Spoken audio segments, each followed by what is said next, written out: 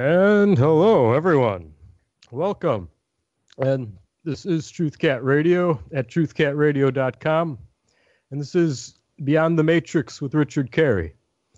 I'm your host, and I have with me tonight Graham Sutherland, and that's, of course, the host of Delete the Beast on TruthCat Radio. And then I also have Stephen D. Kelly, who is, of course, owner and operator, manager, multifunctional roles here at TruthCat Radio. Yeah. And, well, the current time here is, 8:03 Eastern Standard Time. It's East Coast U.S. But, well, I'm, of course, broadcasting from Chicago. And then we have Graham here. He's in Inverness in Scotland. Yeah, I'm pronouncing that better these days, Graham. Slightly better, yeah. For an American accent, you know. Yeah. And, of course, Stephen is in, the Southern Californian L.A. region. But we're thousands of miles apart.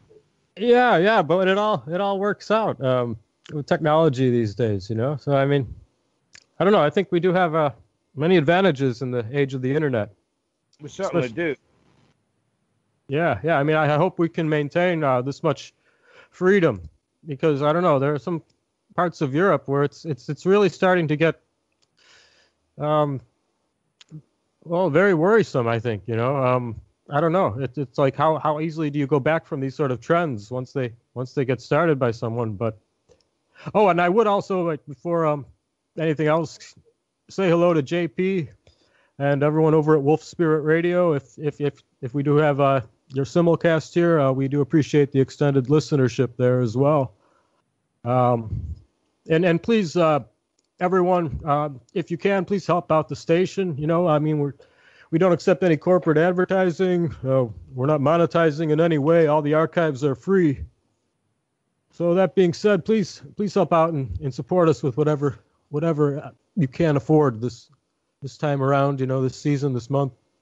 A lot of times those little extra donations, help make us stay in the black. And when we do like to try to upgrade whenever possible, but we really can't do any of this, keep any of this going without your continued support, you know. But that's what keeps all this completely uncensored, unfiltered, with all these opinions, hosts, topics that can't be compromised, you know. So please help out with what you can, you know, and whatever you can. And we have our support page that does take PayPal. A lot of people like PayPal. If anyone would like to call in, the number will be 714-598-3125. That's 714-598-3125. Or on Skype, you can call Stephen.D.Kelly, Kelley. Can call him, message him, tell him you want to come into the show. So please, welcome. You know, we get callers when I'm, not expecting I'm going to get any. Sometimes we've had some nice callers.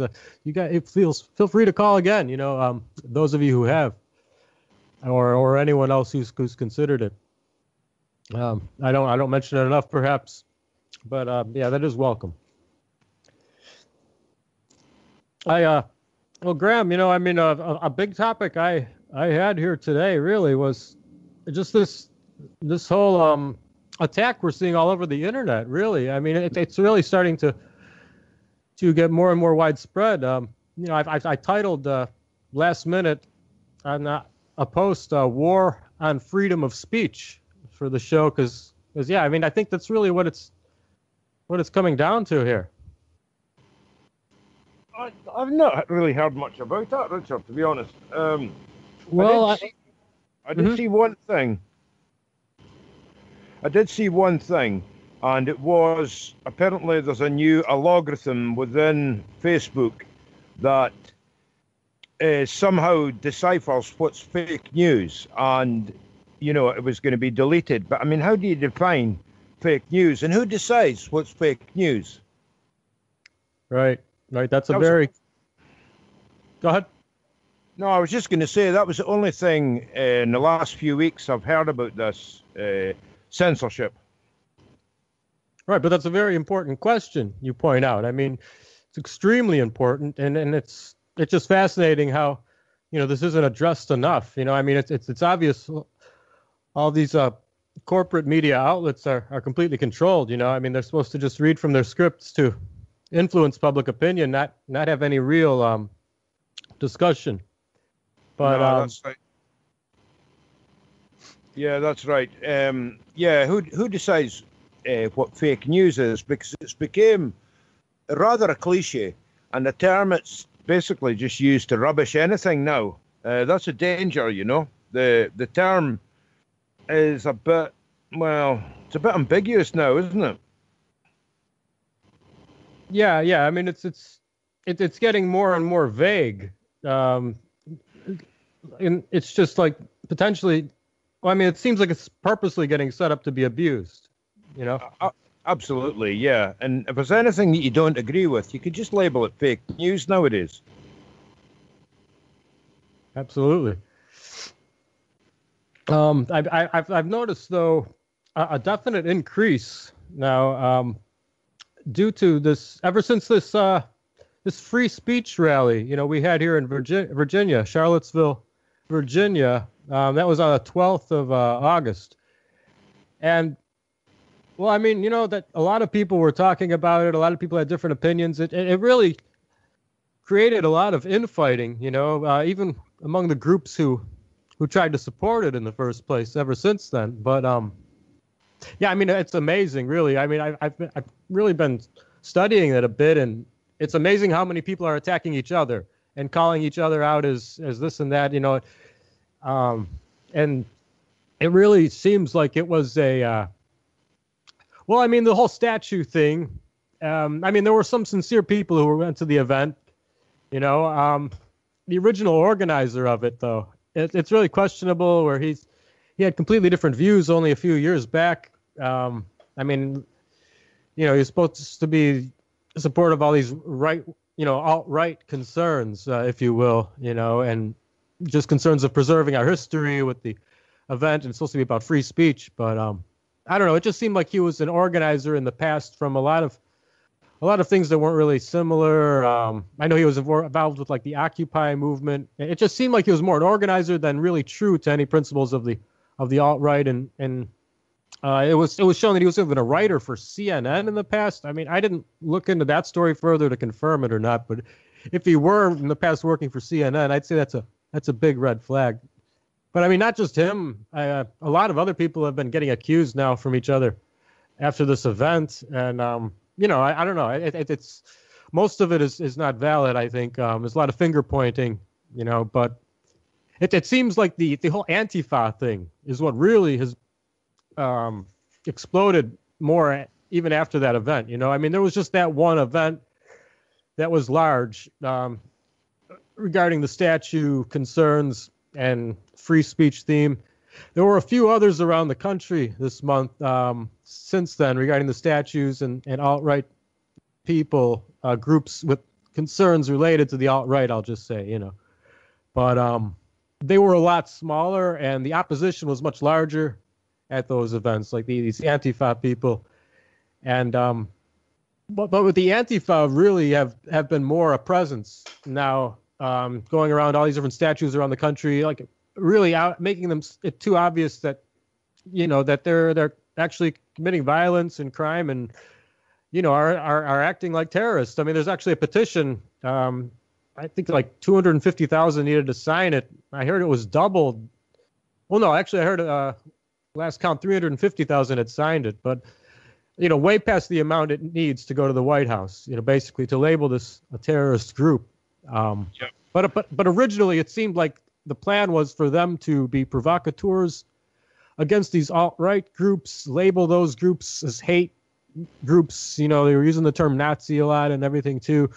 They were using the term KKK a lot, to try to blanket label all these groups and then therefore deem it hate speech. And just, I think it's like really trying to roll in the red carpet, to gradually suppress free speech, just desensitize people a little at a time. And I think this was an attempt, a coordinated attempt by, just a lot of the establishment to do that first step, and then using this alt-right and Nazi white supremacists, these all these terms that they were throwing at us in the corporate media here in America, at least, as the basis for it.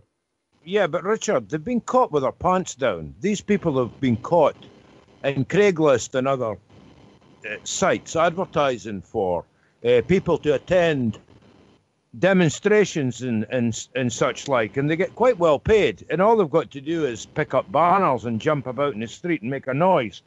So it's social engineering. That's what we're witnessing. They're actually trying to start race wars and religious wars so that they can implement the martial law. That's what's going on. Yeah, well, I mean, there are a lot of theories on that aspect. Yeah, that they'd like to see something that could justify martial law, and yeah, I mean that's just, I think, something that a lot of people have to resist. I think some of the best advice I've heard is from people advocating, to just let this government, as corrupt as it's become here, and I don't know if how you'd feel about the current state over in your neck of the woods, but here in America at least, I mean, just let this federal government collapse upon itself. Don't give them an excuse for martial law, and yeah. Because, I mean, there's so much infighting and corruption. It doesn't seem like it'll last much longer if we just leave it to its own devices here. Yeah. But no, I mean, I have been, very aware of this.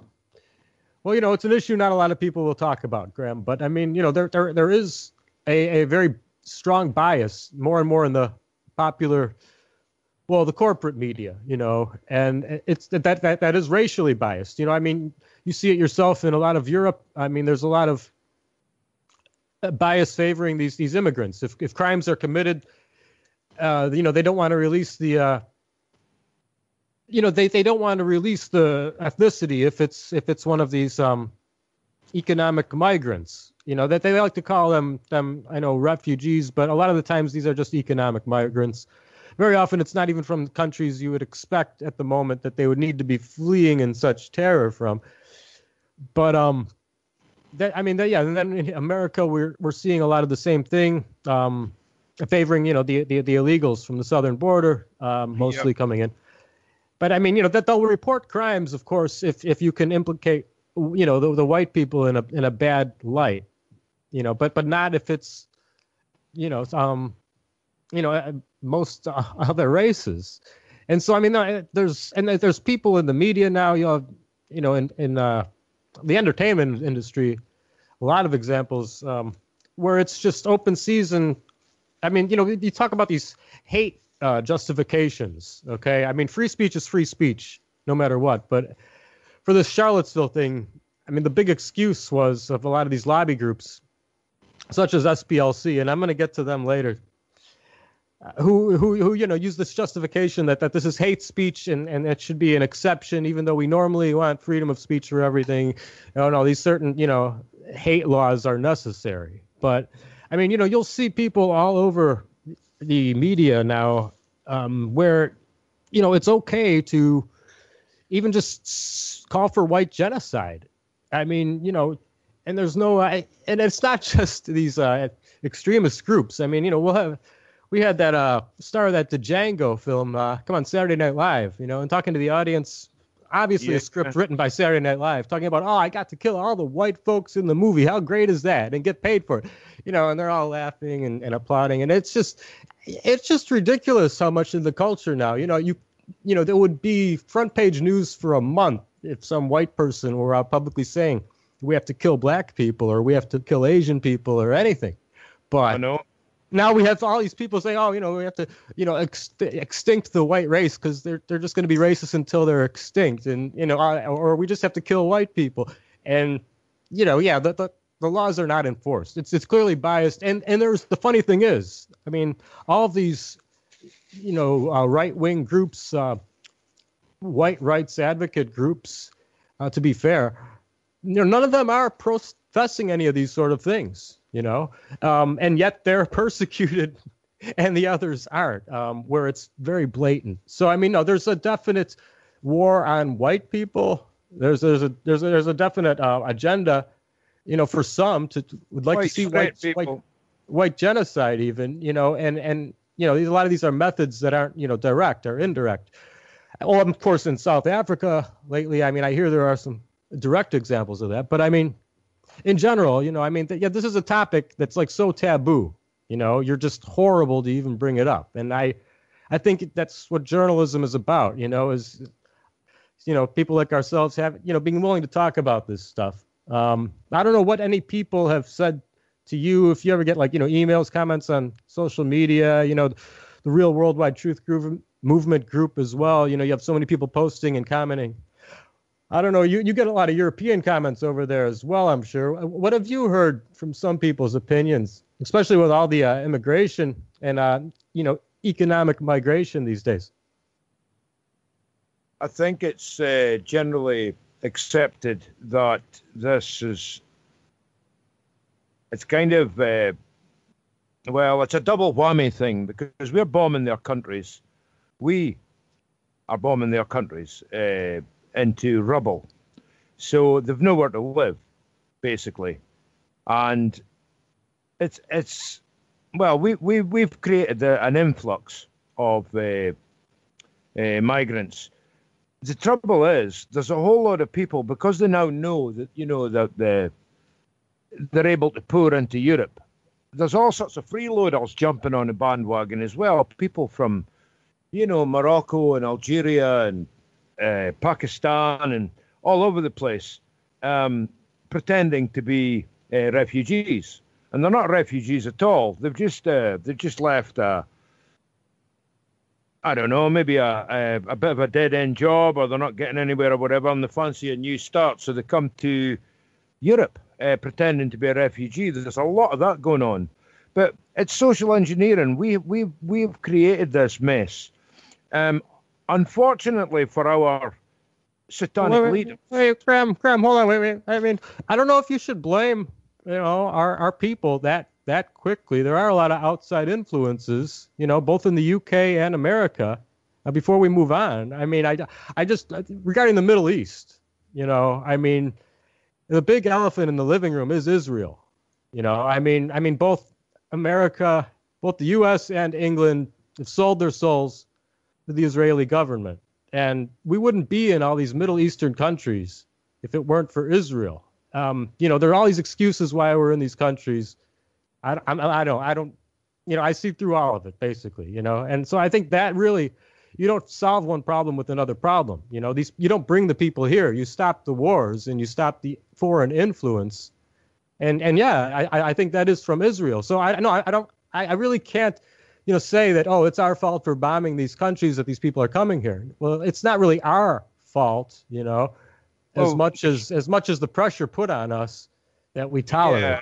Yeah, no, I get that, but we've still, nevertheless, we've got no business. Whoever's pulling the strings, is one story. The other story is we've got no business blowing up these third world countries. It's just absolutely crazy, We've got no business meddling in other people's internal foreign affairs. They demonized Saddam Hussein and what was his name? The president of Libya, Gaddafi. They totally demonized these people and made up all sorts of horror stories about them. You guys made me get back involved. Right. And then we went pouring in there and basically took over the country. Killed their leader. Balfour Agreement. Balfour, right? Balfour. Yes, right. yes. So let's not blame Israel, because remember, Israel wasn't even an idea until 1948. Yeah. So so get down to it. When we talk about the Zionist Jewish power structure. I know, but when you talked about England, remember? Okay, it was let me see. It was Oliver Cromwell. Remember Oliver Cromwell? Yeah. That was back during the time of King John, which was during the time of the Magna Carta, right? Yes. Which is where the Templars pretty much took power. It was during the time of the Magna Carta, and Cromwell told basically his supporters in mainland Europe that he would agree to allowing Jews into England in exchange for the permission to kill King John. And they said, no, don't kill King John, but allow him to escape, and then you can recapture him, and then you can put him on trial, and then you can execute him. And that was when the Magna Carta was started. So remember, the Jews were signers, under the pretense of the nobles. Yeah. And so it goes back to that. And you look at the damn. It's just like tonight we're going to talk about the protocols again. You look at what they've done. They've replaced the aristocracy with a moneyed aristocracy, namely the Rothschilds. So the Rothschilds are now the kings. Okay, it's whoever has the most money is the king. Yeah, that's right. But listen, there's a load of misinformation going on online as regards Israel. It's nonsense to say that it was Palestine before 1948. From sort of 1800 onwards, the Jews were going in there and they were buying land. They were actually buying land off of Arab peoples, and paying money for it and getting deeds for it. So there was a whole load of major landowners and property owners in Israel that were Jewish that had bought their land with real money, and they had the deeds, long before 1948. So there was a gradual influx from around about 1800. So it's a complete nonsense to say, the Brits came in and chucked all the Palestinians out and let the Jews live in their land. That is a gross oversimplification and exaggeration. Where do you think they got that money to buy that land?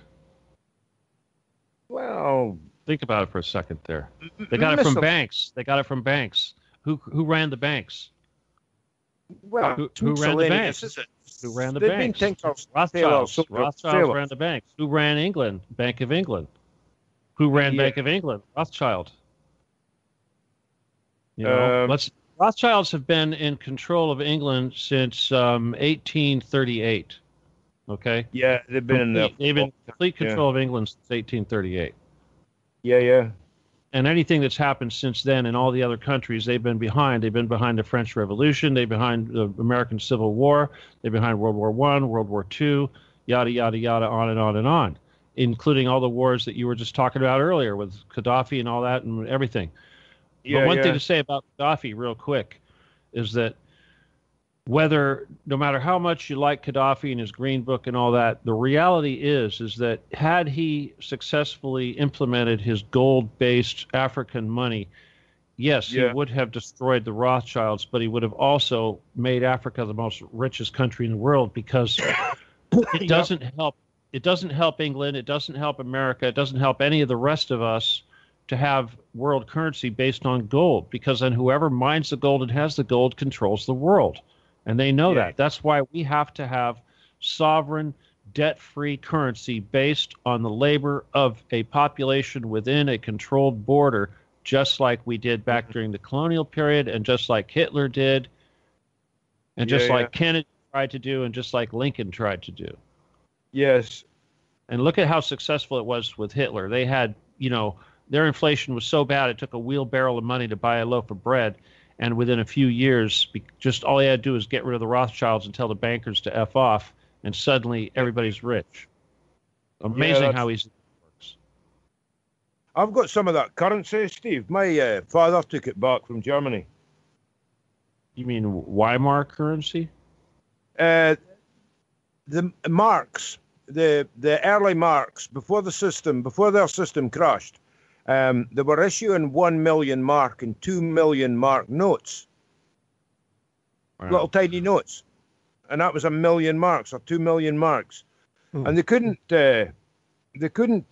well, as you say, they couldn't keep up, because they were, inflation was just totally off a scale. So, that's what happened. The whole system crashed. Anyway, the currency, there was loads of these marks that were absolutely worthless because they basically started a whole new system. But yeah, my dad brought home a whole envelope full of this money. There was, from 1 mark right up to 2 million mark notes. Yeah, we still got them in a house somewhere. That's kind of like Confederate money over here. It's kind of worthless too. Graham, now, like where you were going though, is what I really want to ask regarding that, statement. I mean, you still, I trust you don't approve though of the land being taken from the Palestinians. I mean, it doesn't seem like it was a deal that everyone was okay with, just those who were in power at the time. But, the situation, I don't know. It sounds like you were saying, a lot of people had already bought land there, so it's okay for them to be there. But I don't know if, that's not really the way you were saying it, I don't think, right? You were just explaining it was a complicated, long process. Yeah. Well, no, what I was saying is it's a human weakness. It's a natural kind of human weakness to try and oversimplify things and put everything in a nice little box. So it's all quite, neat. And Right. then you can attach an emotion to it. It's not that simple at all. It's a very complex situation. There's evidence that the Jews were there 4,000 years ago. Archaeological evidence, an abundance of coins. Oh, bullshit. Wait, No, Graham, not all the sources are accurate, Graham. You have to realize that there are people who purposely are paid to put out false information, to give false confirmation. That's such bullshit, Graham. Come on. No, the only archaeological significance that they found is that they were able to prove archaeologically that they found a new temple in the north that proves that Israel broke up in two. And Israel, they don't want people to know about that. And that's just like the Dead Sea Scrolls. The Israeli Historical Society controls that like state secrets. And for that matter, I mean, I know people who have Palestinian coins from the late 1800s. So, no one can claim that it didn't exist. And besides, the original Palestinians were Armenians. Okay? Well, there were no Hebrews in that part of the world. They were Armenians. No. The original Palestinians were actually Armenians because if you go back in the Bible, they call them Amalekites. The very first people the Israelis had to fight, the so-called Israelis, the children of Exodus had to fight to get Israel, were actually the Armenians. And they were called because they were the first people to actually fight back. And because of that, they hate them. They hate them. They hate them so much that they say that God tells them it's okay to commit genocide on those people because they dared to fight for their land and try to keep the Jews from stealing it. Because those are the original people that owned it before the Jews stole it when they left Israel or when they left Egypt. That's not right. It's true. It's totally true, man. It's in the Bible too. I'm not buying that one. You read the Bible, man. Yeah, you gentlemen can both research it more to debate on that issue again next week. It's never gone away. They still talk about Amalekites. And the original people, my God. What you got to do is you got to research who the Canaanites are and those people because, you think, why in the hell, what's wrong with Jericho, Why did Jericho have to fall, Steve, right? listen, the Palestinians are the Philistines of the Old Testament. They're the same tribe. People, though. They're just the people that live there now. If the land was stolen from somebody, and the original people that owned it were the Armenians. They're the original Palestinians. That's history. Well, I don't know how far you're going back, but I know. Trust me, the Armenians were really big back in the day, and they go all the way back to Noah's Ark. They're one of the oldest civilizations on Earth, like the Kurds. Why do you think they hate the Kurds so much? Because they live right there on Mount Ararat. It's like they never left. That's where they all came from. The mountains of Turkey. The mountains of Mount Ararat, which were Armenia. It's not Turkey, it's Armenia. Remember, it's captured territory. That's Armenian territory. It was captured by Turkey. And remember, those so-called Turks are actually Jews. They're called Donmed Jews. Well, what we call Turkey and Turks now, I mean, there used to be the high point of those people was the Ottoman Empire, right? So I mean, at one point the they had Ottoman control. Empire was started by a Don Med Jew, and the But first listen, thing he did was started genocide. Hang on, Steve. I think it's quite important to put a timeline down here. There was 2,000 years between Adam and Eve and the Great Flood. 2,000 years. That's a 2,000-year time span. There was another 2,000 years between the Great Flood and Jesus Christ. And there's another 2,000 years between Jesus Christ and now. So we've got some nice 2,000-year segments. The garden, the flood, Christ, and the present day. But you're basing that on the Bible, though. That's the problem. Not just in the Bible. Not just in the Bible. Well, there's legends of the flood with every race around the world. well, yeah, the Gilgamesh, the Canaanite stuff. But remember, the Canaanites are the ones that they want to kill. They're the ones Chinese- that... No, the the Chinese Chinese- don't even exist. The Chinese didn't even exist. The Japanese did, and the Koreans did. The Chinese aren't even that old, man. Well, Seriously, in the Chinese think that they're an old civilization. Hell, In They're ancient not- Chinese Interesting. literature, there is no Uh, ancient Chinese, man. there is. There's a No, there legend. is- seriously, there's a the legend ancient of the flood. Chinese, China had Caucasians living there before the Chinese came. The oldest history books are the Japanese books and the Korean books. Okay, the Chinese history starts thousands of years after the Japanese and the Korean. So you're saying And- people maybe more closely related to Russians? Trust me, I know my ancient history. Okay, I had to do this because of my CIA crap, so that I can understand what the hell made these people do what the hell they were doing. Steve, there was Chinese around 4,000 years ago. You go back a little further, and there weren't any Chinese. There were actually red-haired white men living there. 4,000 years ago was the flood, Um, the Great Flood, and it's recorded in Chinese literature. That's my point. yeah, but again, do you believe that?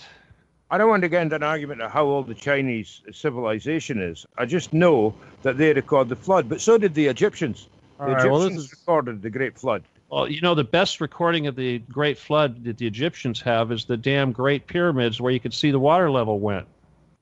Yeah, that's right. This would be a great topic for one of you gentlemen's shows for next week. It is getting a bit far away Right. from where I was trying to keep things today, but Jews. Jews, yeah.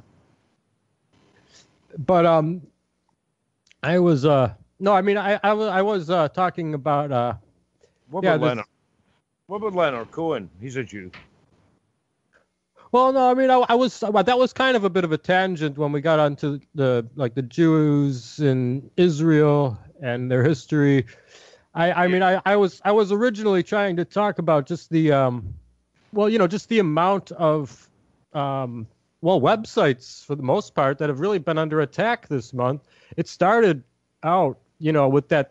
We have been attacked, you guys. You guys know we've been under heavy attack this week. All of our pages are getting reported to Facebook right now. Wow. All of them. Okay, because I mean, yeah, I can totally see that. No, because this is widespread, Stephen, and some of the more. Well, I mean, yeah, definitely anything that is sympathetic, empathetic to a lot of these views of the people who were at that free speech rally. Anything that could be sympathetic to nationalists, for example. Richard, there's something about that free speech rally. I remember now when you started talking about that really early. Yeah. Is that I put a meme out. All right, we know now that thing was entirely fake. Okay? Well, it was co-opted. Okay, it there were a wasn't lot just co-opted. Seriously. of. No, No, it no, was beyond co-opted. Well, see, What I some mean by groups- fake, it was a major false flag. That girl didn't die. No girl died. That was all bullshit. Okay, that was another Sandy Hook. Oh well, Okay. there weren't too many people who were that close to the vehicle. Even people who were there that day, a lot of them can't Look, confirm the point or deny. is this is the thing. I put up a meme that shows the picture of the mother of the girl that died at Sandy Hook and the mother of the so-called girl that died at the Charlotte, and they're the same woman.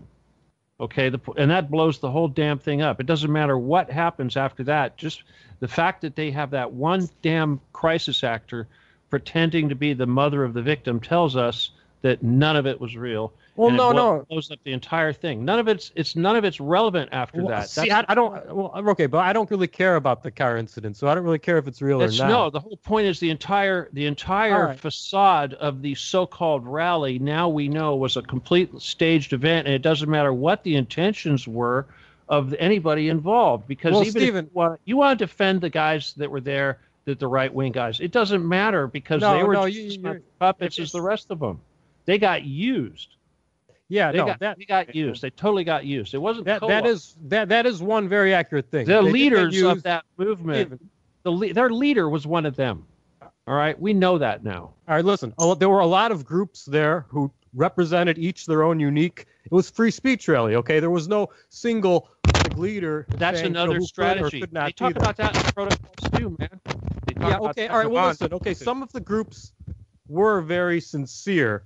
Didn't even agree completely with each other's approaches or what each other stood for, but there were a lot of sincere groups that really wound up getting screwed over by both the biased treatment of the police toward the Antifa and the way the police handled it once it was declared. What's your point? You're sympathetic to these guys. Is that it?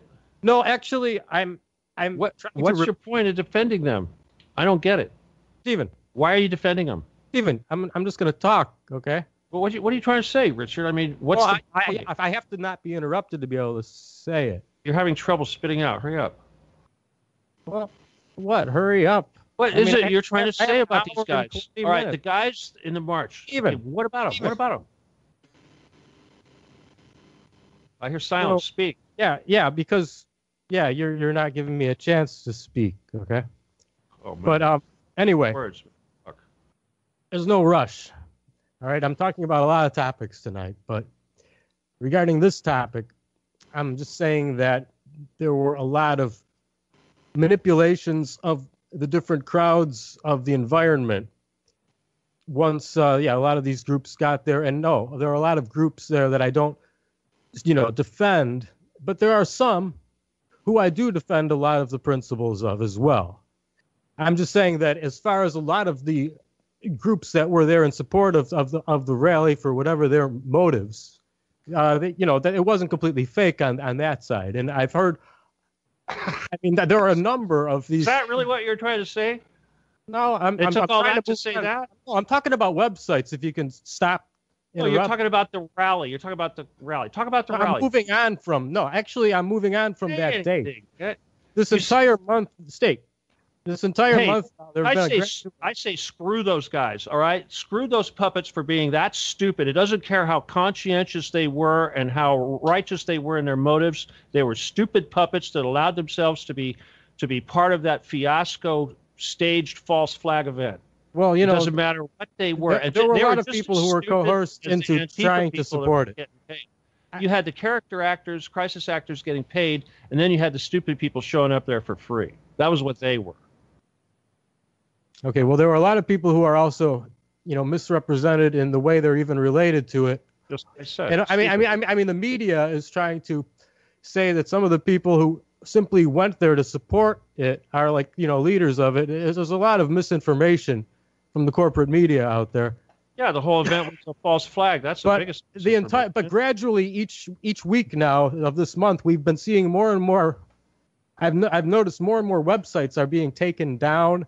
And there are also their PayPals, if they use them for their donations on their websites, and that for a lot of these groups, it's a very gradual thing, though. It's not like it all happened that week of the 12th. It's been happening, to a couple different ones each week that I've been hearing these reports on, of a lot of these websites that support a lot of these, values, basically, and. It's just but they can't take you down if you don't do something that they can take you down for. Exactly, but that's not. It doesn't really work that way with the corporate media, unfortunately, because what we see on TV is what most people believe. It doesn't matter what actually happened at the event or what these people really stand for. Who watches TV? What they say. Who watches TV? Well, Stephen, the ones who do. Do you watch TV? No, but there are a lot out there who actually still do get a lot of There's influence. about, at least we know there's 200 million really stupid people out there, and they probably all watch TV, right?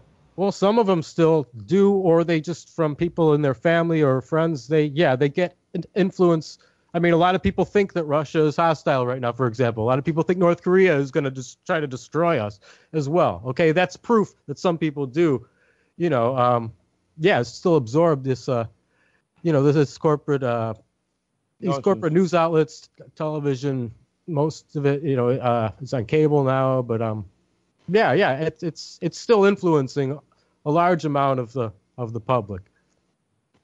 Yeah, and they also believe that Charlotte was real. All right, did you see my meme I put out, Richard, about Charlotte? Did you see that on Facebook? There were quite a few that I saw. Well, I know, but did you see the one that's attracting all the attention right now?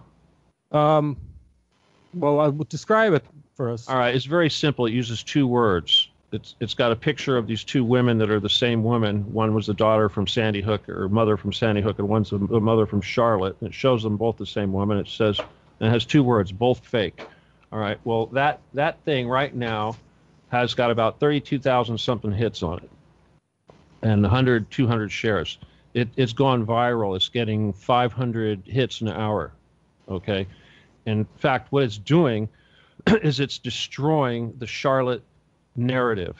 Everyone's waking up and going, "Oh, Charlotte was fake. Oh, Charlotte was false flag." Well, also a lot of people are now seeing, though, too, from a lot of what the any effort talking about Charlotte that doesn't say it was a false flag is working into their narrative. That's the point I'm trying to make to you. When you talk about the righteousness of the idiots on either side, you're still playing into the narrative that the whole thing wasn't fake. I don't care what was real. The bottom line is it was a damn false flag event that was staged by the bad guys. Okay? And everybody, shame on everybody that took part in it for allowing themselves to be taken and manipulated, as you say. Yeah, I mean, a lot of these events shouldn't even happen. And we should be focusing all our energy and saying false flag. That's it. False flag. Like when Daryl did his show saying, "Oh, that poor girl's mother, oh, the poor parents." It's like, Daryl, don't you feel stupid? It was fake. That girl didn't. Where's the body? There were a lot of people analyzing the vehicle, who was in it when, showing like footage from 5 minutes before. Yeah, that's like the Kennedy. See, this is the thing. But it's not even. Look, here's the lesson. Here's the lesson right here. I don't care if it's 9/11, Kennedy, Flight 800, what. We stupid humans will sit here and go, "Oh, the sniper was over here. Oh no, the sniper was over here. Oh no, the sniper was over here." Who gives a fuck? Oh, 9/11. Oh, it was thermite. Oh, no, it was a nuclear bomb. Oh, no, it was this. Oh, no, it was that. Who gives a fuck? It's distracted far too many people, and that's what they do. Yeah, they I'm not trying. Stupid humans to talk about the minutia and the details that are irrelevant, and they miss the entire forest for the trees. So then, since then, we've had the rest of this month a lot of incidents with Antifa who have been very violent at a lot of demonstrations and doing a lot of, not just damage, but also, damage to people. And now it seems like even a lot of the corporate media outlets and political figures are starting to actually finally speak out against the Antifa groups, acknowledging them as, just committing terrorist acts, finally turning on them. And so then it really is like even further turning this Charlottesville original narrative upside down fully, because that day, of course, and since then, the whole corporate media was praising the Antifa people as these heroes. Now, suddenly, the rest of the month, we haven't really seen any more alleged negative, press from these alt-right or nationalist people, but we've had a huge amount of negative press that is, irrefutable from these Antifa groups.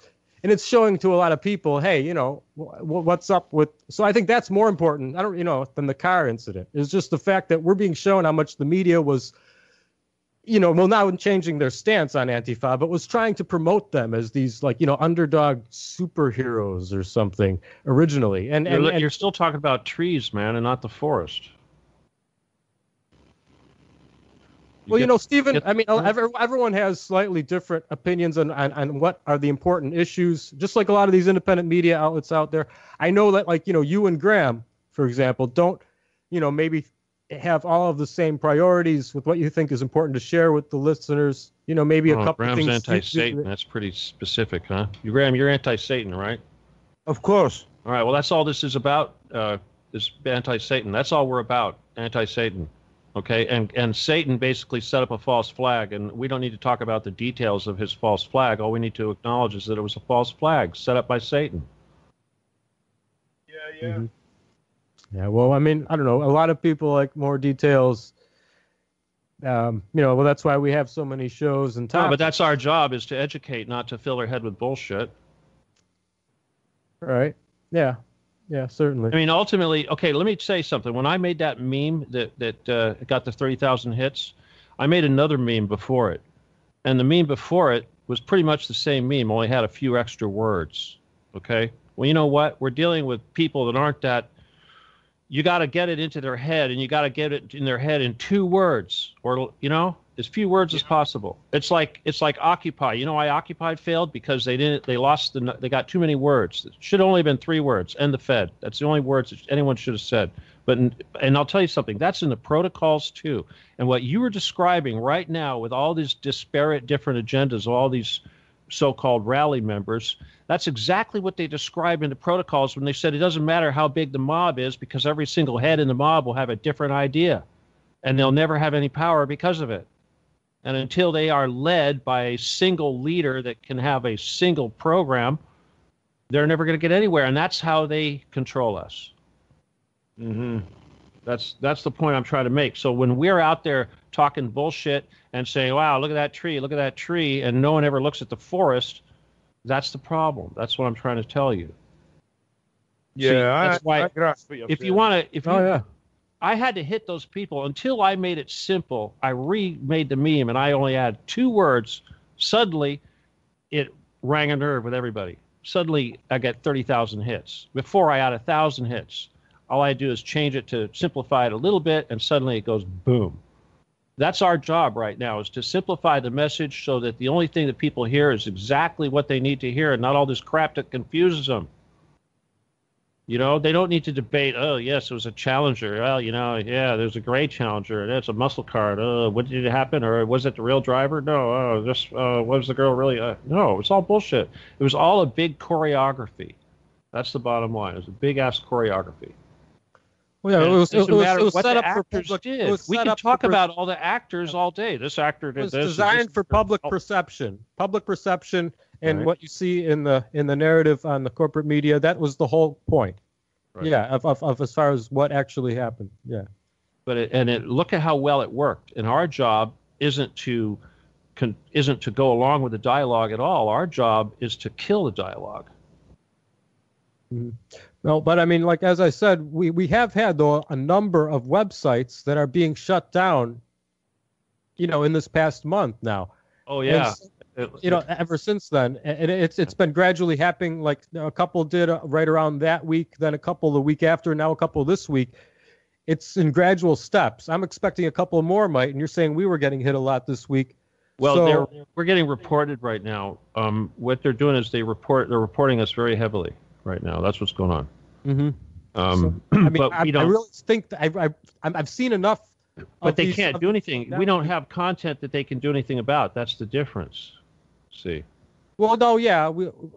If we were truly racist and we were putting out racist stuff, then they could do something. Well, but no, see, but I mean, racist is a loaded term, though. I mean that's No. it's Don't defend yeah, the it is. racist. Well, no, because that doesn't mean that you can't justify suppressing freedom of speech because you call something racist. That's just not knowing how to speak if you promote properly. Violence.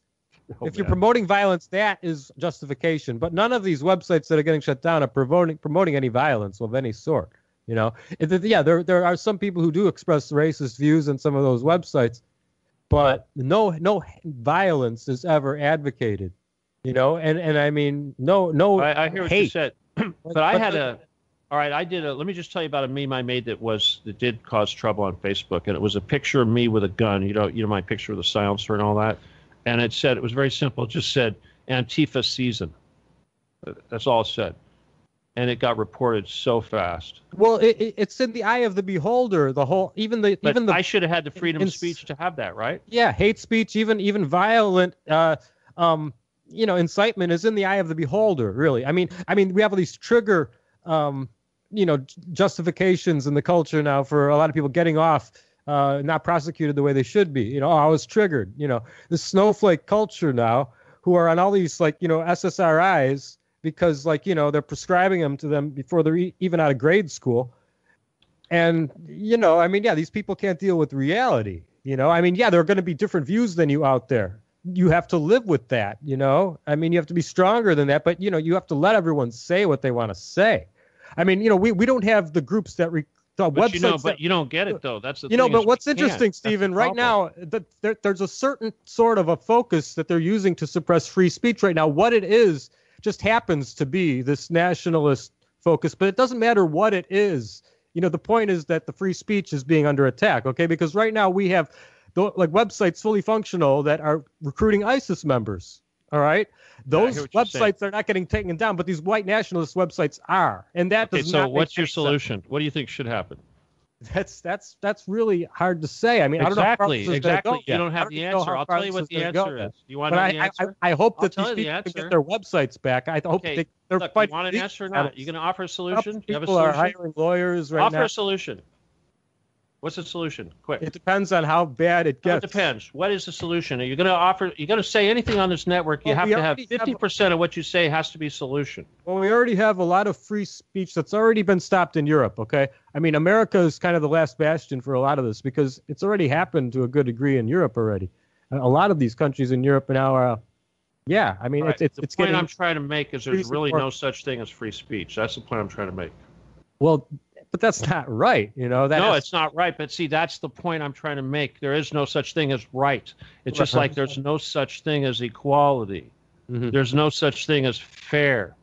There's no such thing as brotherhood, fraternity, liberty, and justice. These are all made up things. All right? So in other words, the things that we're talking about right now, freedom of speech, liberty, pursuit of this and all that, are things that they made up so that they could use it to control us and manipulate us to think that we have a freedom.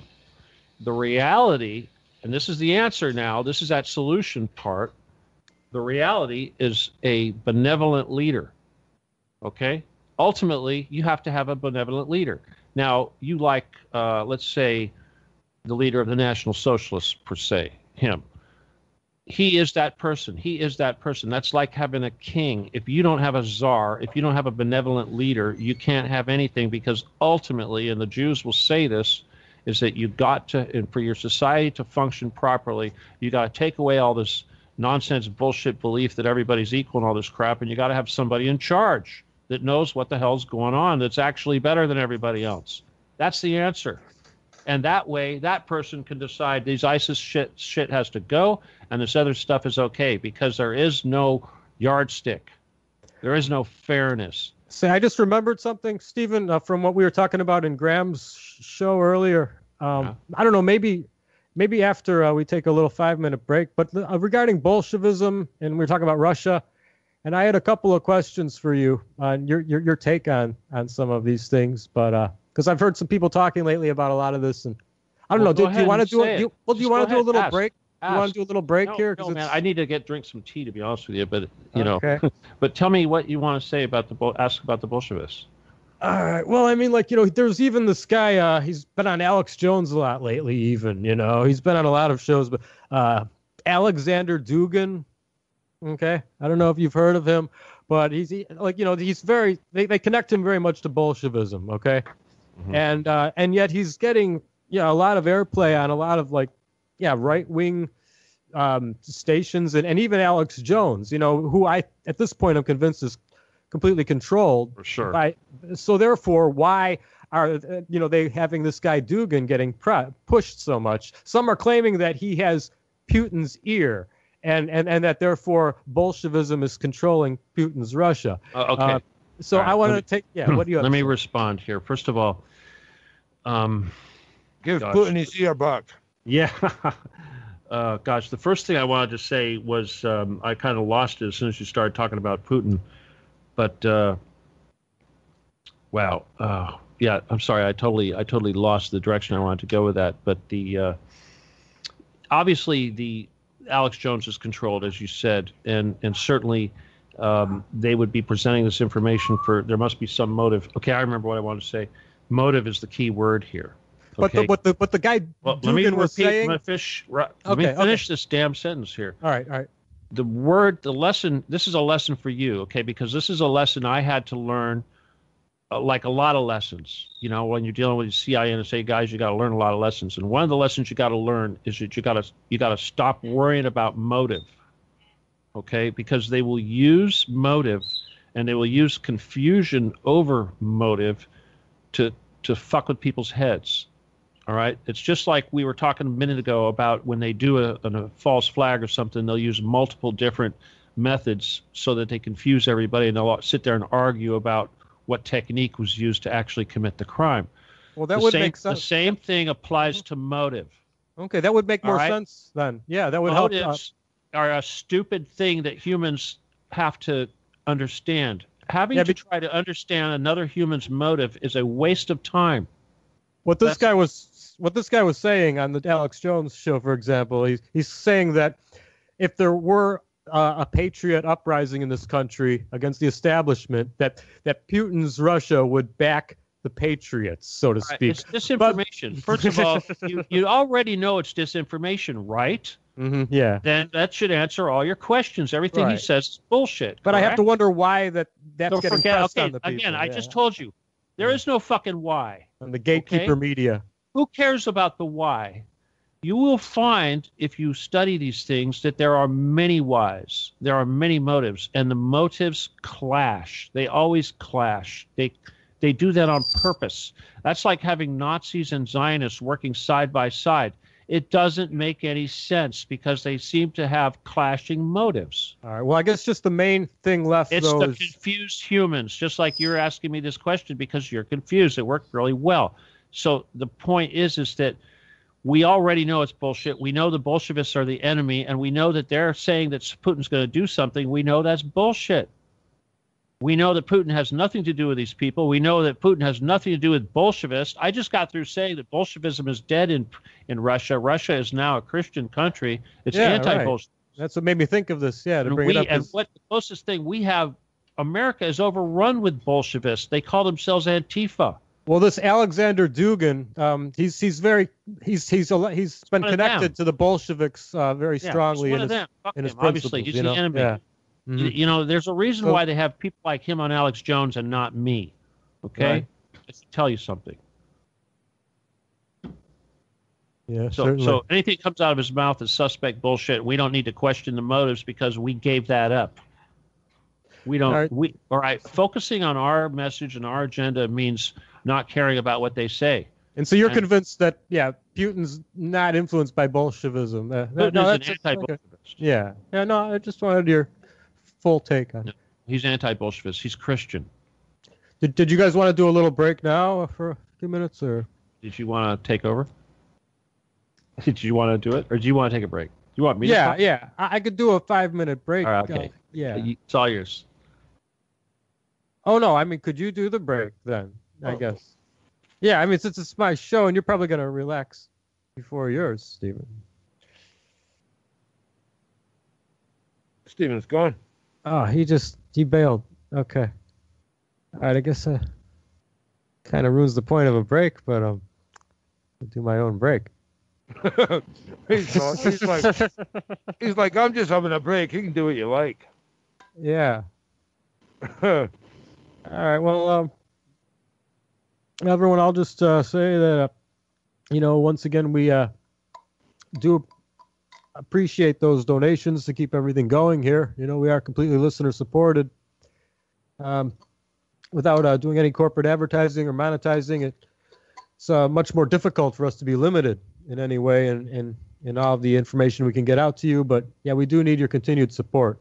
So if you could go to our support page, we have a PayPal option, which a lot of people like. And please, anything that you could spare. I know financial times could be kind of difficult for a lot of people at the moment, but anything you can spare, from month to month, we do appreciate just to keep everything operational.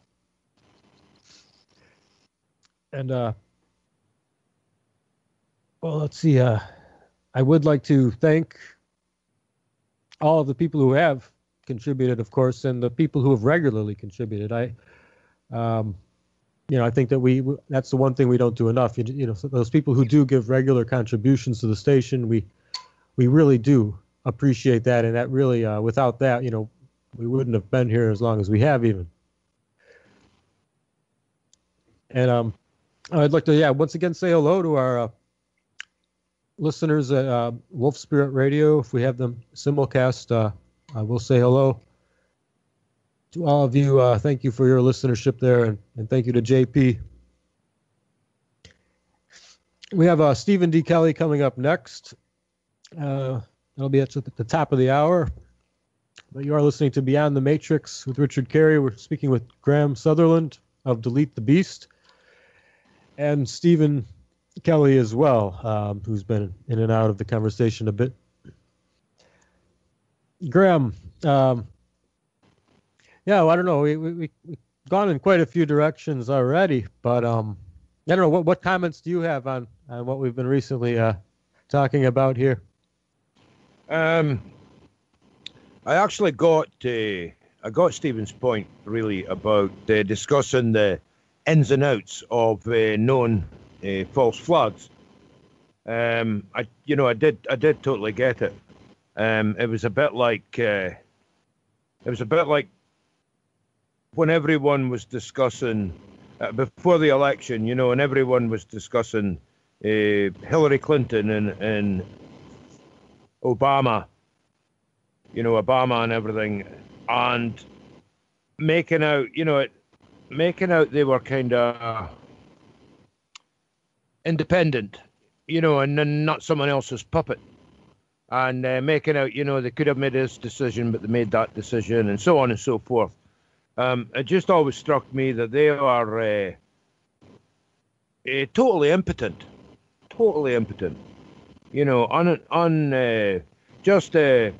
just pure puppets. So, their idiosyncrasies was just a game plan. It was just a script. That's all. Just a theatre script. That's what was going through my mind.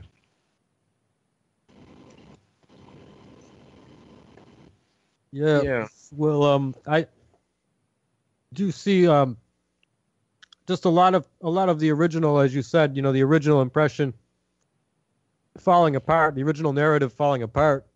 But it was definitely to create a certain perception, public perception. Yes, absolutely. We've got to remember, Richard, there's been a whole string of these false flags. It was a quick break, man. I didn't really have. I didn't have much to say for the break there. Yeah. So. Did you remind everybody to send us money? Yeah. I definitely discussed that, certainly, and I thanked the regular donators as well, regular donors. But yeah, those extra contributions. Yeah, we have to say hi to the listeners. You got some listeners here. Let me look at. We kept some new people here. Oh, good. I always like to see some new IP. Hello, new people. Look at that.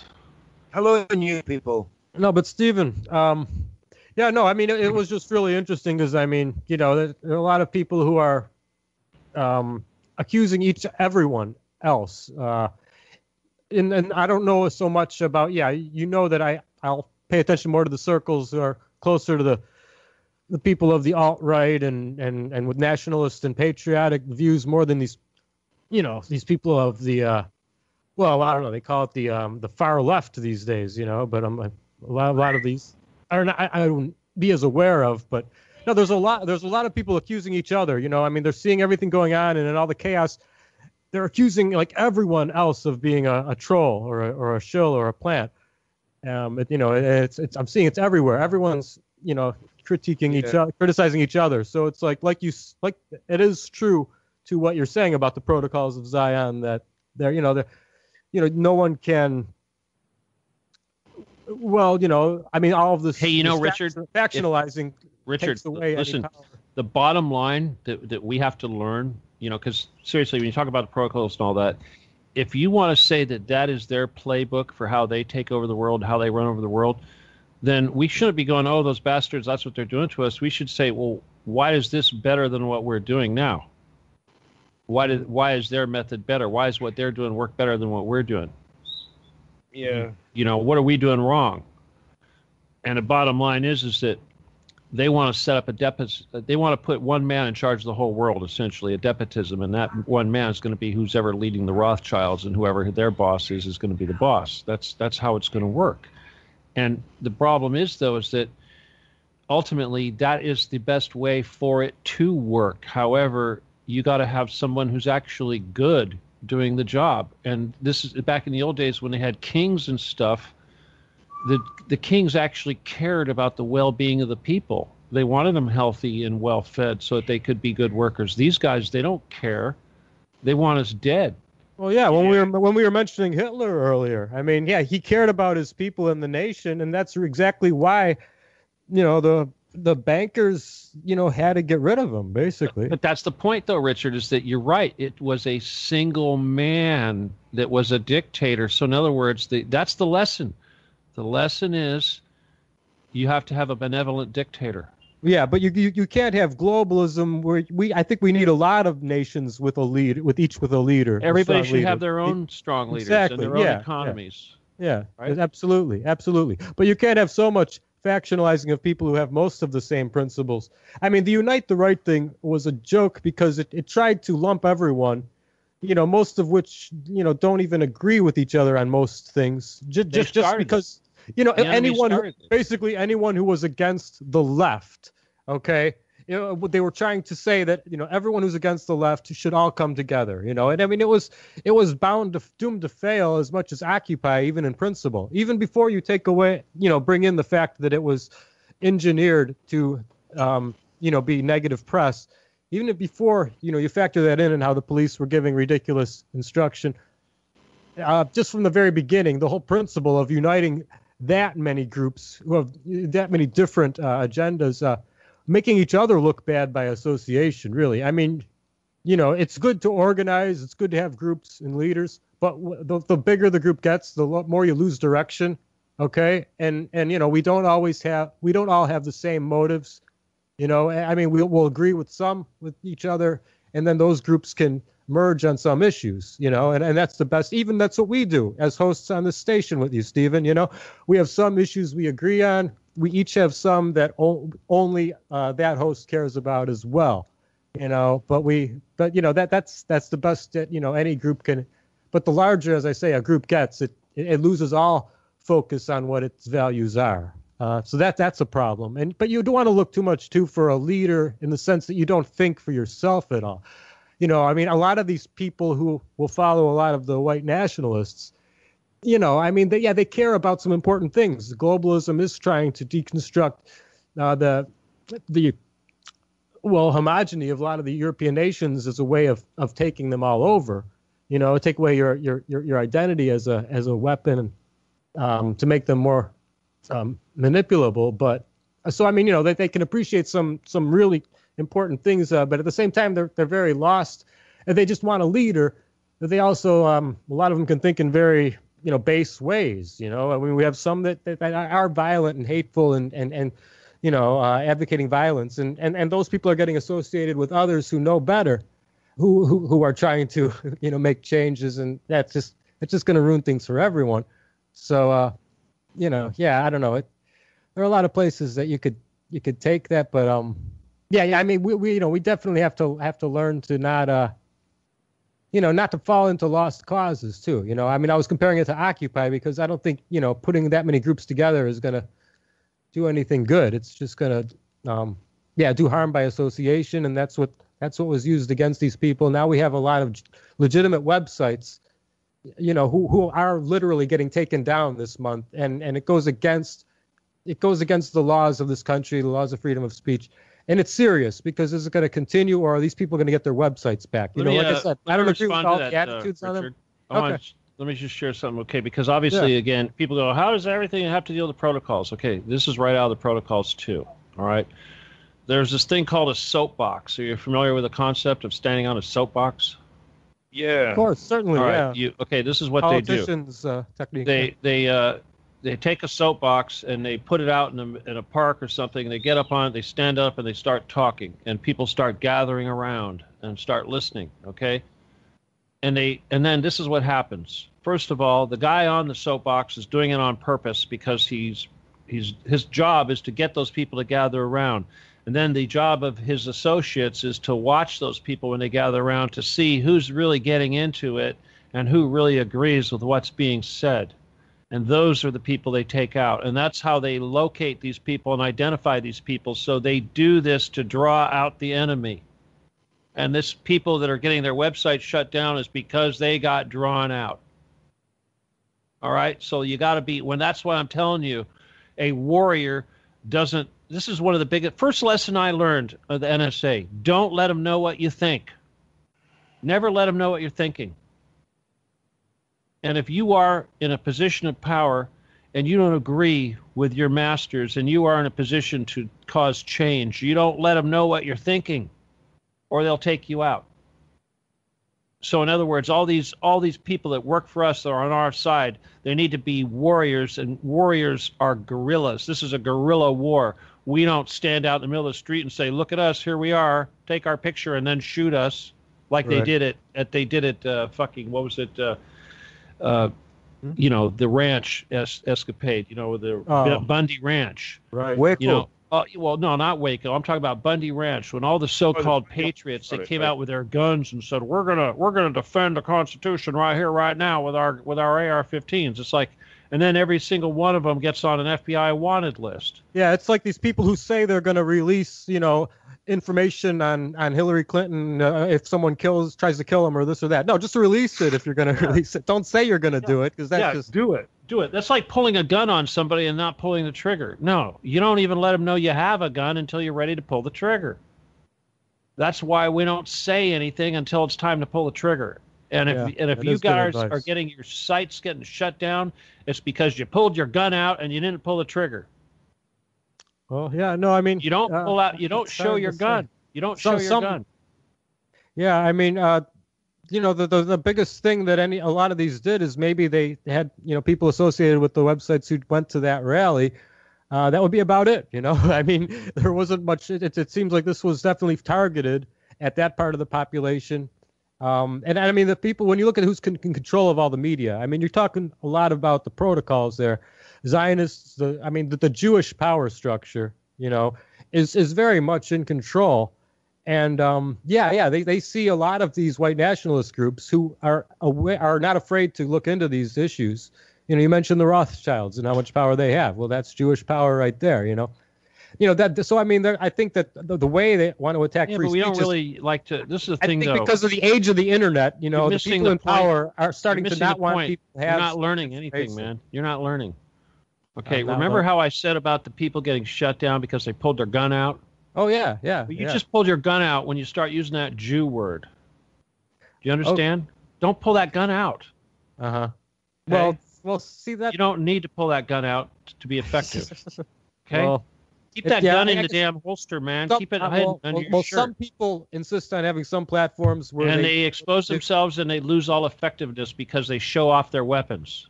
Mm-hmm. I had some guests where you had some issues with their approach. Yeah, because they kept throwing their guns around. It's like, I don't have a problem with you having a gun. I have a problem with you waving it in the air and saying, "Look at my gun, everybody." That's kind of stupid. Yeah. Well, that's probably been the biggest. What you're describing right now is probably the biggest thing these websites I'm talking about were guilty of. Then I don't have any problem with organizing and networking and educating, but it's got to be done intelligently and it's got to be done correct. Let me rephrase that, though. I shouldn't say guilty of, because I don't think it's really wrong. I think it's what you, for your station, don't want to do. But for some, free speech is out there, and it should be for everyone. Some platforms do. Right. Richard, remember how I said that we got to learn from them?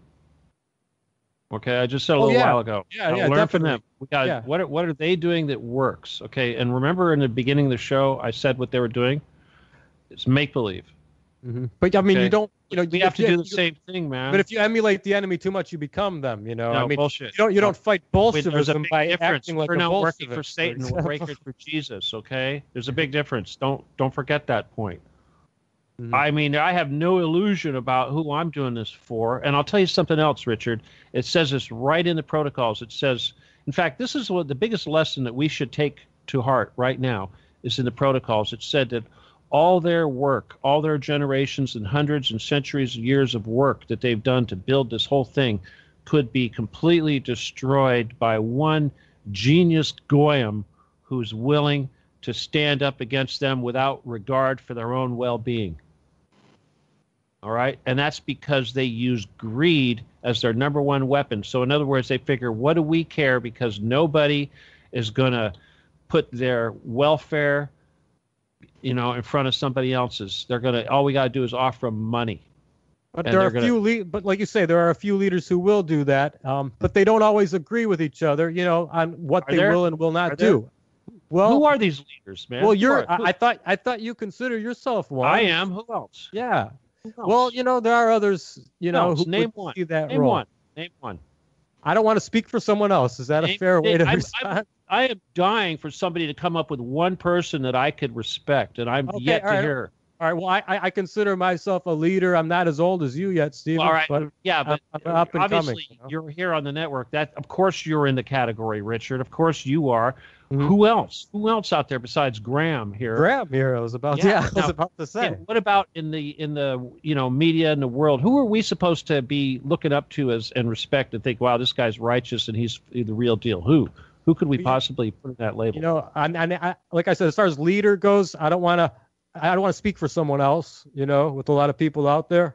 But I mostly try to make a lot of decisions on my own. I don't look too much for a leader. In our myself. movement, is there anybody in our movement or any movement for that matter that's a righteous individual that we know is not corrupt that you can think of? Well, we have different movements. I mean, I know you and Graham. Pick one. Just pick one that's righteous. I know Graham and yourself are a bit more aligned. Right. Somebody that's not involved with Truth Truth Cat. Cat. Is there anybody that's not involved with Truth Cat out there that's righteous that you can think of? Well, that's your word, though, righteous. I mean, everyone. You've got 7 billion people to choose from. Come on, man. Stephen, I mean, everyone's different with their motives. I can't compare. All right, let me give you an example. I'll give you an example. I'm trying to be fair here with your Gary network. Webb was righteous. That's Gary all. Webb was righteous. Bill Cooper was righteous. Phil Schneider was righteous. Mm-hmm. John F. Kennedy was righteous. All right, here, you want a name? Okay, William Cooper. Right? Milton Okay, William Cooper. There you go. William Cooper is righteous. I agree. Now Sure, let's pick hard to one that's not dead. Let's pick pick one that's alive today. Why do I have to pick one that's not dead? No, I think jumping back to what you said, Stephen, I would like to make the point that the satanic... Wait, Stephen, I could also mention... go ahead, Graham. I'm sorry.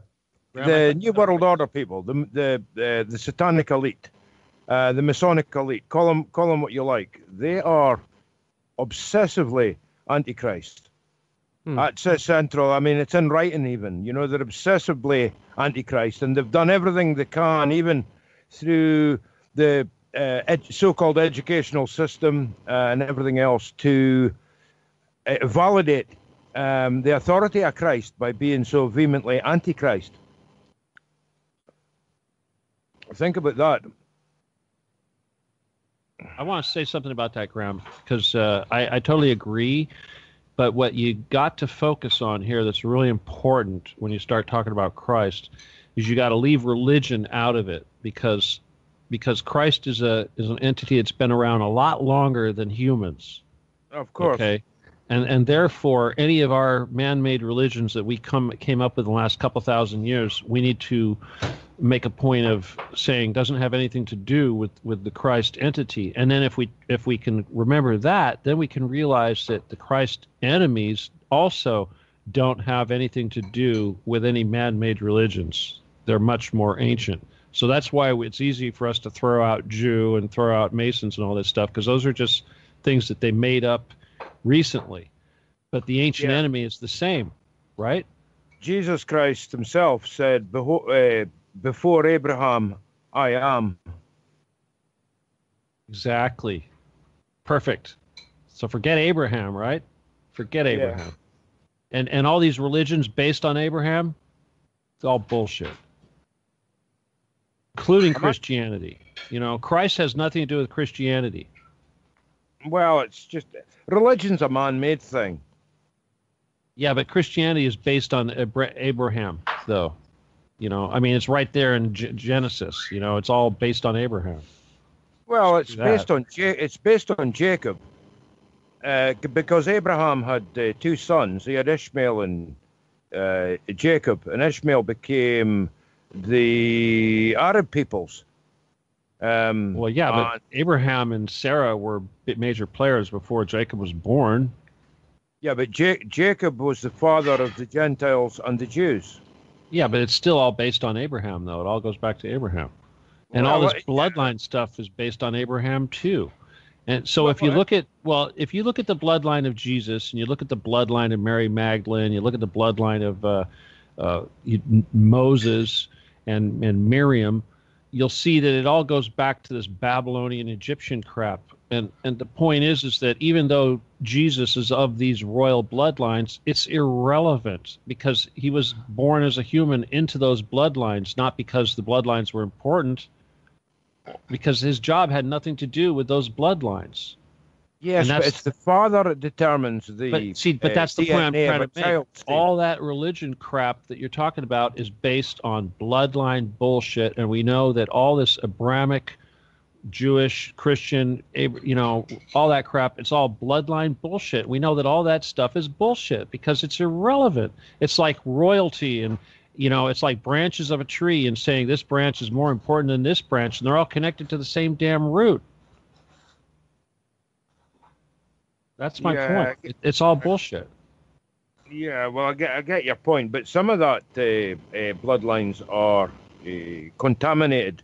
The DNA is not pure, isn't it? Well, yeah, but that's the point. Is that it doesn't matter what the bloodline is. The bloodline is irrelevant. Okay, it's the content of the character. It's what's in the brain. I would say the spirit. Yeah. Exactly, the soul, the quality of the soul, and the righteousness of the individual is the only thing that matters. All this bloodline stuff is bullshit because that's what they think is important, right?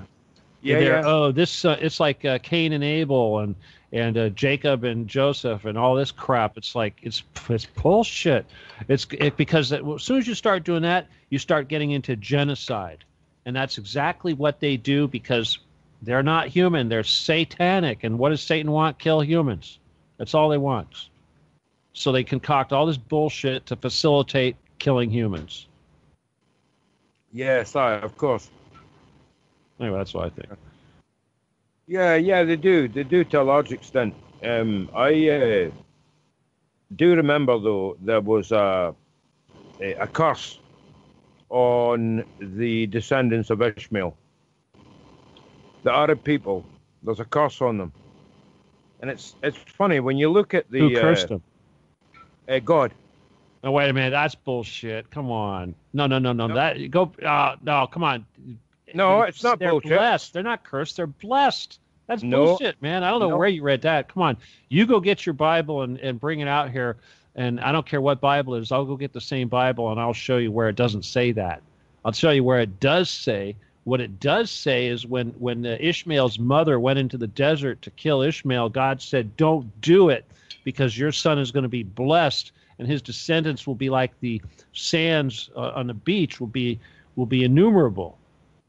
And she went back. She said, go back to that bitch Sarah and submit yourself to her crap and continue to be her slave because you are righteous and your children and descendants will be righteous. That's the truth. The descendants of Sarah are the children of the whore and the pimp. Abraham was a pimp.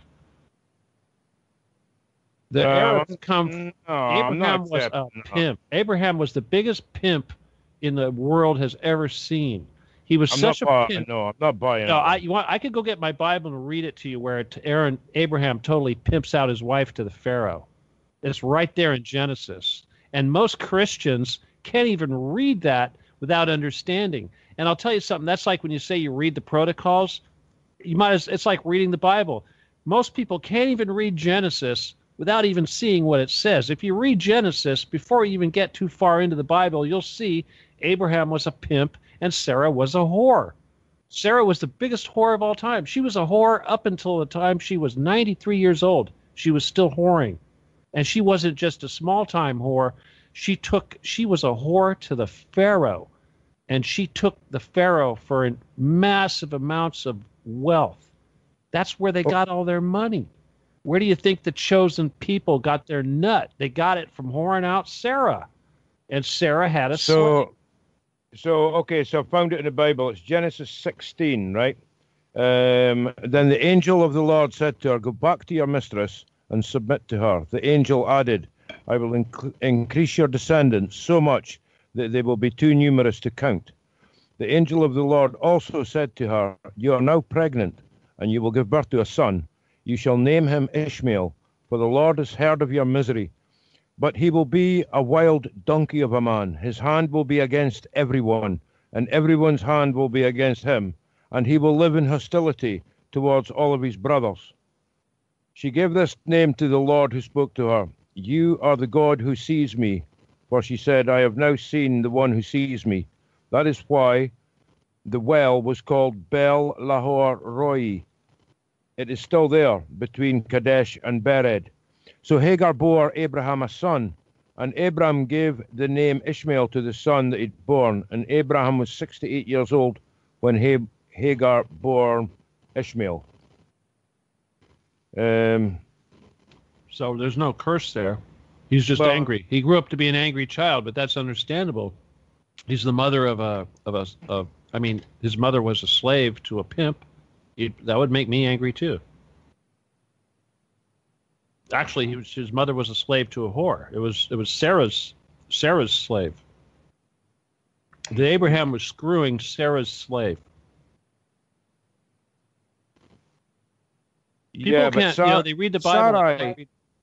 Sarai, it says here at the beginning of the verse, now Sarai, Abraham's wife, had borne him no children, but she had an Egyptian slave called Hagar. So she said to Abraham, the Lord has kept me from having children. Go sleep with my slave. Perhaps I can build a family through her. Abraham agreed to what Sarai said. So after Abraham had been living in Canaan for 10 years, Sarai took his wife to took his wife to her Egyptian slave Hagar and gave her to the husband to be his wife. He slept with Hagar and she conceived. When she knew she was pregnant, she began to despise her mistress. Then Sarai said to Abraham, you're responsible for the wrong I am suffering. I put my slave in your arms, and now she knows she is pregnant. She despises me. May the Lord judge between you and me. Your slave is in your hands, Abraham said. Do with her whatever you think best. Then Sarai mistreated Hagar. So he fled from her. Oh, that's interesting. The angel of the Lord found Hagar near a spring in the desert. It was this spring that is beside the road to Shur. And he said, Hagar, slave of Sarai, where have you come from? And where are you going? I'm running away from my mistress, Sarai answered. Then the angel of the Lord told her, go back to your mistress and submit to her. The angel added, I will increase your descendants. So much they'll be too numerous to count. Yeah, I covered that bit. Yeah, there's no curse there. You missed the part where she starts whoring out. That was before that part. Before the first time they go to Egypt, and he tells his wife, don't tell anybody that you're my wife. Say that you're my sister. I remember that, yeah. Yeah. And then after this Pharaoh starts sleeping with her, everything starts going to hell in Egypt. And he goes to Abraham and he says, what have you done? You've cursed my country. You've cursed me. Take your wife and get out of here, and take her servants and her asses and her slaves and her silver, and just get the hell out of here. So when they left, they came there with just a couple of an ass, and that was it. And when they left there, they left wealthy with slaves and animals loaded with wealth. And when that money ran out, she went back and did it again. That's what a whore does. So in Genesis, you've mentioned the word whore 36 times, Steve. Yeah. The covenant of circumcision, this is Genesis 17. When Abraham was 99 years old, the Lord appeared to him and said, I am God Almighty. walk before me faithfully and be blameless, and I will make my covenant between me and you, and will greatly increase your number. Abram fell face down, and God said to him, As for me, this is my covenant with you. You will be the father of many nations. No longer will you be called Abram. Your name will be Abraham, for I have made you the father of many nations. I will make you very fruitful. I will make nations of you, and kings will come from you. I will establish my covenant as an everlasting covenant between me and you and your descendants, and after you for the generations to come, to be your God, and the God of your descendants after you. The whole land of Canaan, where you now reside as a foreigner, I will give as an everlasting possession to you and your descendants after you, and I will be their God. Well, that's interesting. Yeah, okay, but this is something you have to understand. This is the same so-called entity that told him to try to kill his son, right? Yeah, that was just a test. There was Exactly. That was what they say. That's what they want you to think. It was just a test. But the real test is in your logic, because in your logic, we know that the Creator doesn't do that. Only Satan does that. So the point is that it would be incredibly naive to think that Satan can't make a bush burn and can't communicate with some silly human and make him think he's talking to God. Okay, so in other words, massive portions. I say it's corrupt. All right, I say that person talking. No, that's Satan talking. That's not God, the Creator, talking. That's Satan. Okay, that's the thing about the Bible. A lot of the crap in the Old Testament is Satan. Yeah, of course it is. Yeah. And it's just it's not a book of instruction. It's just a journalistic. What you read right there was the words of Satan, not the words of the Creator. No, the thing is, what you don't understand is, Steve, before Christ, right, in the Old Testament times, they had to, it was a custom, right? I'm not saying it was right or wrong. It was just a custom that if they committed a sin, they had to sacrifice an animal, and the blood covered that sin. And the Old Testament, it's satanic, man. The Old Testament is absolutely rife with sacrifice, blood sacrifice. And it hadn't to be a weak, lame animal or an old one that was about to die. It had to be, the prime of your flock. But nevertheless, sacrifice. And for some really heinous crimes, they would be required to sacrifice their own family. So, as I say, sacrifice was rife all across the land, and that was one of the purposes, one of Christ's primary purpose, to put an end to all this sacrifice, because he was the final sacrifice. You know, his blood covered all of that sins, past, present, and future. That's what the gospel is. Well, you know what Christ was really doing? It wasn't that. It was actually he was facilitating a divorce. He was the husband. And he was basically, by coming here and dying, he facilitated a divorce, a symbolic divorce between God and these so-called chosen people. That's what that was. Well, Christ also made the point that, he said that they were quizzing him, and he said, "Who do the people say I am?" So in other words, if they were questioning his parenthood or questioning his legitimacy or whatever, they were the Antichrist. That was the spirit of the Antichrist. That's what he was saying. That was his point. I kind of missed what you meant by that. Well, he said, "I am the way," didn't he? "And the truth and the life. And no man comes to Father but through me." So basically, he was saying that his sacrifice was the final one. You know, there no longer needed to be any sacrifice of animals or children or anyone. You know what the truth is that we actually learned that has nothing to do with the Bible? It actually comes from the metaphysical community. And that is that Jesus Christ is the only conduit that we have for basically passing on our prayers to the Creator. Oh, that's right. So in other words, if you could pray there's all sorts of entities out there you could be into, but if you want your prayers to be heard, you're going to need to go through Jesus Christ, because he's the only conduit. That's right. That's his job.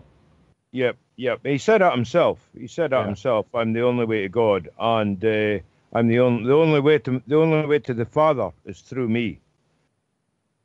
That's because God is perfect, and He can't look upon sin. He can't deal with sin, if you like. That was why He had to pull Well, such I know Richard's totally not into all this religion stuff, so, you know. Can I hear Richard snoring?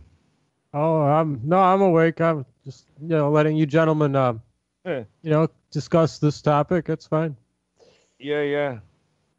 I mean, yeah, I don't have too much input either way, so I'm just listening to each of your sides of interpreting this. No, Stephen's absolutely right. In spiritual terms, if you've ever been at an exorcism or a deliverance, and I have, you could pray all day and you could pray all night and try and banish those evil spirits. Unless you do it in the name of Christ, it's ineffective. Now, that tells you something. I've seen this with my own eyes. I've witnessed this with my own ears.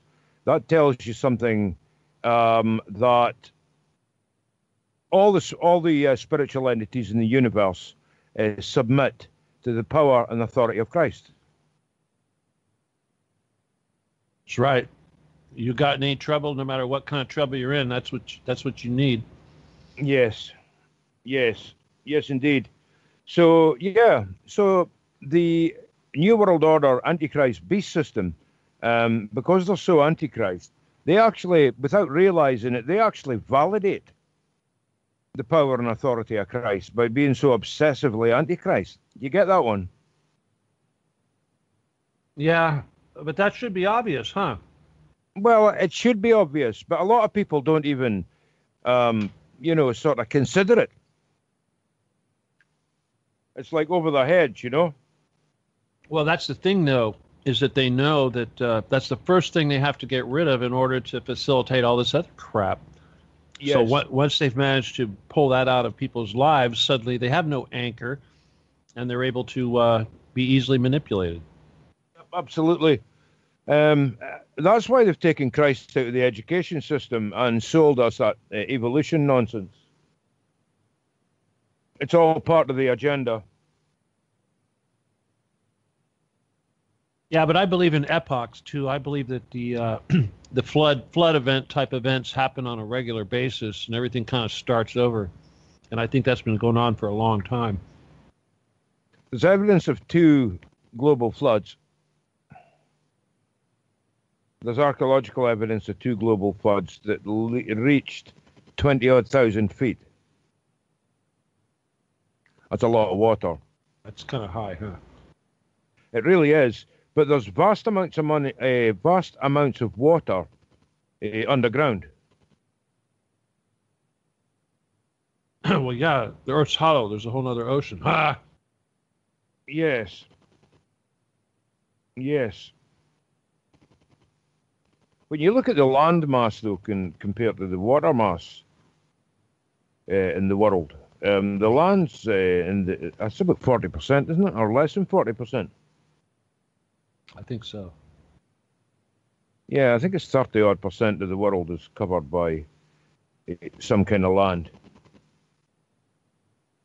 Yeah. Do you know what's interesting, Steve? That's an interesting one for you. When they're speaking about global warming and how the oceans are rising. And there's atolls and islands and stuff disappearing and what have you. Now think about this: an iceberg is about 80 to 90% underwater, isn't it? The top section, the tip of the iceberg, is only about Yeah, right. well, it's about 15% if you're lucky. A seventh part, I think it is. Anyway, so imagine if that melted. Imagine if that mass completely melted. If you've got 80%, if the 80% of the mass is underwater, right, and it melts and turns back into water, that would mean that the volume would decrease. Because when ice thaws, contracts, doesn't it? Interesting So- theory. So But- if the ice was all melting, it would be taken up. The sea levels would be decreasing, not increasing. You know, Graham, I'll bet you anything that the amount of the ice sticking above the water is proportionate to the amount of change. But I actually think you're talking about thermal expansion. I don't think the thermal expansion is going to be as large as the amount of ice actually above the surface of the water. It's quite it's quite a dramatic expansion that water goes through when it turns to ice. Steve, think about Well, I know in an ice cube, they kind of pop out a little thing when they freeze, right? well, they do, but think about the old glass milk bottles that people used to get delivered to their doors. In the wintertime when they froze, the cream part of the bottle used to stick up about 4 inches, didn't it? With the little cap on the top. Well, And the Graham, I used to get glass milk bottles, but they never froze. Sorry. Richard, you've never seen glass milk bottles, probably, huh? Oh, well, not in person as much as, yeah, and, television, And films. they came in little wire racks, right? That would hold like 4 of them. Yeah, Yes. there'd be like a hematic seal on the top, right? There'd be like the wire and Well, no, No, actually, it was hit no, it on the was- hinge. It's like hold paper, down a right? They cork used or a little something. paper plug, I think it was. Okay. we used to have foil. We used you to have a guys foil remember- cup. You ever heard of Pogs? Remember Okay. Pogs? You remember Pogs, Richard? No, I don't Right, think. well, Pogs were like these little paper discs that kids used to collect, but they were actually what they were is milk caps because back in the day, that's I what they remember were. Fox. Yeah, I remember Pogs are yeah. milk caps. Yeah. But anyway, yeah, when that pint of milk freezes, you've got a column about an inch and a half in diameter, 3 or 4 inches above the neck of the bottle. So that's the kind of degree of expansion we're talking about. Mm. So imagine that if you put that volume into water and it shrunk. Sorry, it turned back into liquid. It would take up less space than it was when it was frozen. So imagine that on a much bigger scale. Our sea level should be decreasing, not increasing, if global warming is true. Yeah, but you got to consider something else, Graham. If you're going to have the kind of heat necessary to melt all that ice, you're also going to have a lot of evaporation, and the humidity levels are going to be a lot higher. So you're going to have a lot of water in evaporate form. Yeah, but that'll just condense and come back down again somewhere else, eh? And then the ice will form again too.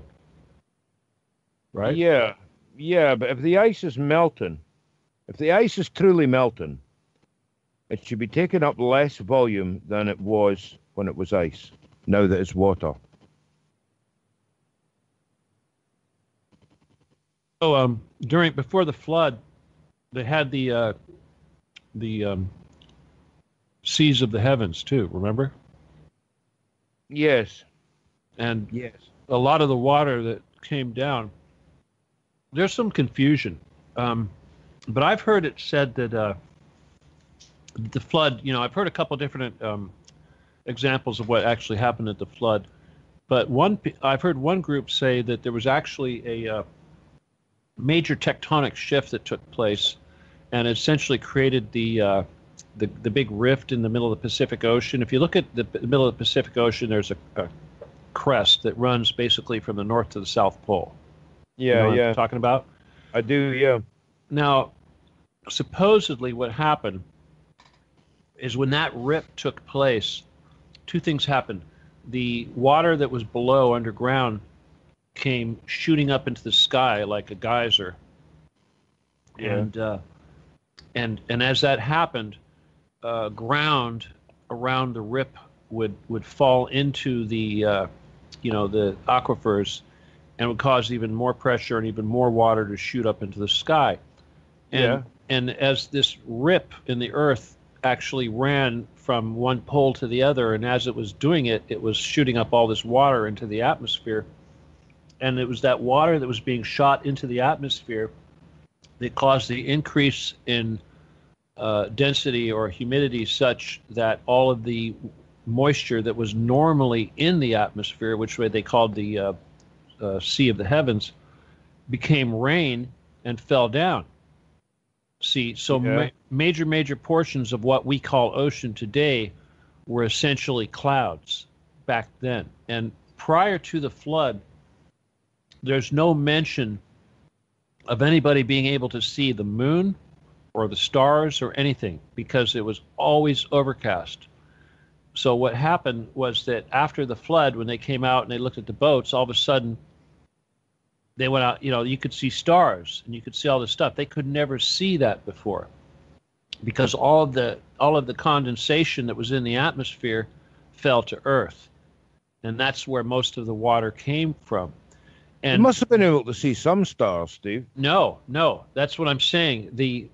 Back then, come on, there was no astronomy. There was none of that back then. But this is the thing. Because the water vapor in the atmosphere was so thick, very little harmful radiation reached the surface of the Earth. And as such, people lived to be 800, 900 years old. Yeah, But after the flood, they started being exposed to all this radiation that they weren't being exposed to before. Their DNA started changing because this is how it works, because they were suddenly getting that information that they weren't getting before.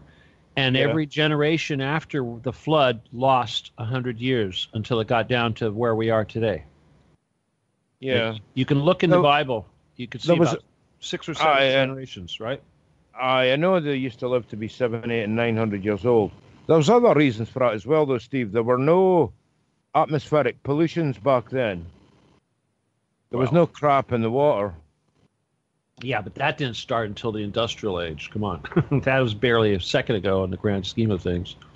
No, that's right. But there was no atmospheric pollution. There was no pollution in the water. And there was no... there wasn't the same bugs and viruses going around. No, there's none of that.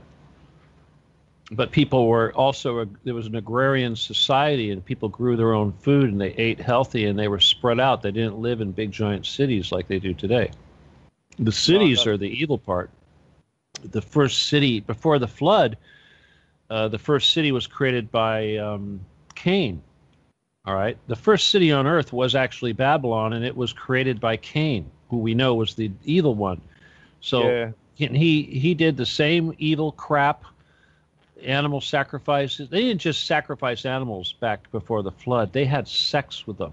In fact, if you read the book of Enoch, you'll see that God was really upset with the humans for the way they were treating animals and having sex with animals. And they actually specifically come out and slam the humans for screwing chickens.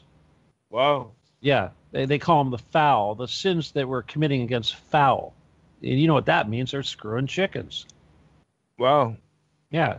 And it was so depraved. I mean, bestiality, pedophilia, all that crap was so bad back then. That's why we had the flood, supposedly. Yes. And homosexuality. Well, the whole 9 yards. Every depravity you could imagine. Yeah. Aye, absolutely. Yeah, it almost became the norm, didn't it? Apparently, the bestiality was like the really big thing that the homosexuality and the pedophilia and all that, they didn't really complain about that much. But when they were but the animals, on the other hand, they're pretty, defenseless. It's funny. God wasn't happy about that. Yeah, it's funny because that's something that the satanic elite and these cultists are right into. They're right into bestiality. Yeah, funny how that stuff is all coming back and they're trying to make it popular again, huh? Yes. Yep, indeed. And I believe animals are involved in some of the initiations at the upper levels of Freemasonry. Well, what's that picture of, what was it, Cameron having sex with a pig head? That's right. Yeah, but there's a lot of rumors about goats and sheep being involved as well, isn't there? At the upper echelons of the Freemasonry craft. Pretty nasty, huh? Oh yeah, disgusting, man. Disgusting. Poor goat. It just kind of blows your mind. Hey, Richard, you got about 9 minutes. I'm gonna mute and go put my dinner plate away and try to get psyched out for the show. All right? Yeah, Okay. I could. Hey, I don't know if you guys are going to sit around. You probably want to go to bed, Graham, but we're probably going to go into after hours tonight. I got to tell you, people want to be involved in this in the after hours stuff. Yeah, yeah. Yeah. Oh, well, I'll stay up. I'll just dive outside and get a couple of logs from a stove and stay up a bit. All right. Well, I still got 2 hours before we get there, right? Wow. Yeah, I don't know if you can do that, but what I'm saying is that I got a 2-hour show, but I'm saying we're going to do another show after that, and there are people that are wanting to get involved in that show, even though by that time I'm like totally burned out, and yet nobody was. That's when we have our most listeners. Okay, when my show ends is when we have our peak listeners. People seem to like informal kind of round tabley things, don't they? Yeah, well, they like to hear what we have to say. They like how real it is, I think, too. Yeah. Yeah, but I think it's the informality, isn't it? There's something about the informality. Yeah. You know what? We haven't invited anybody to get involved here. Let me look. Oh, wow. We got a bunch of listeners.